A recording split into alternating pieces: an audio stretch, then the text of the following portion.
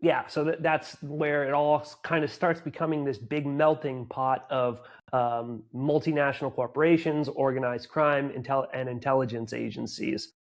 Um, so now let's talk a little bit about BCCI to Iran-Contra to Epstein, because it connects here as well. BCCI, also known as the Bank of Credit and Commerce International, wasn't just a corrupt bank. It functioned as a financial utility for covert power.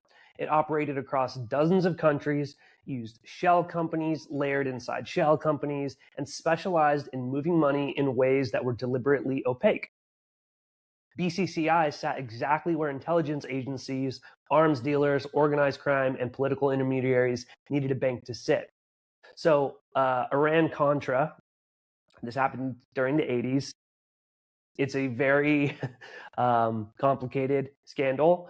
There's a lot of moving parts in the Iran-Contra, but big picture, essentially what was happening is we had placed an arms embargo on Iran. So saying we cannot sell them weapons because we were kind of backing Iraq in the Iran-Iraq war.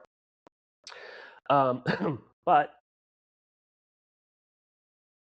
we were still selling them. We actually were still selling them to Iran, but through Israel as an intermediary. In exchange for selling them weapons, we were also using that money to fund the Contras, which were like South American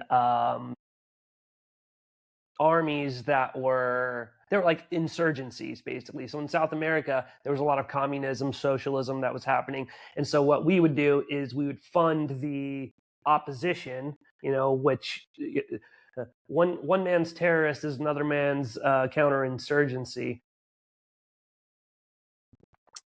There's insurgent.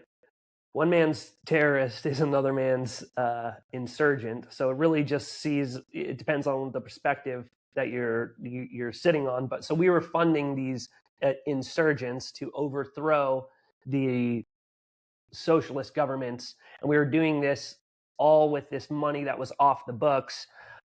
And then we would take cocaine from South America and sell it we would traffic it into the United States. The CIA was doing this, and we would get it onto the streets, specifically in inner city neighborhoods like South Central Los Angeles.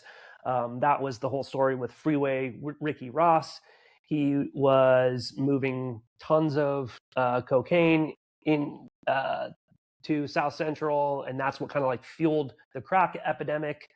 And the journalist, this guy named Gary Webb, started investigating this around the time it was happening, and he mysteriously, I can't remember if they ruled his death a suicide or something, but it was one of these things where he was obviously murdered, but it was done by probably the state or an intelligence agency, so the guy was like suicided. Now, when Iran-Contra comes into view, it doesn't require a chase or a city. It requires a BCCI. Okay, so BCCI becomes like the central banking hub of the Iran-Contra affair, which, I kind of did a poor job just there explaining a couple of the moving pieces, but there were so many different components to Iran-Contra. But it's an operation that moves weapons covertly, launders proceeds through offshore structures, funds proxy forces, and bypasses Congress, courts, and public oversight. It showed that drugs and armed trafficking, money laundering, intelligence coordination, blackmail, and political deniability could be integrated into a single system that crossed borders and survived exposure.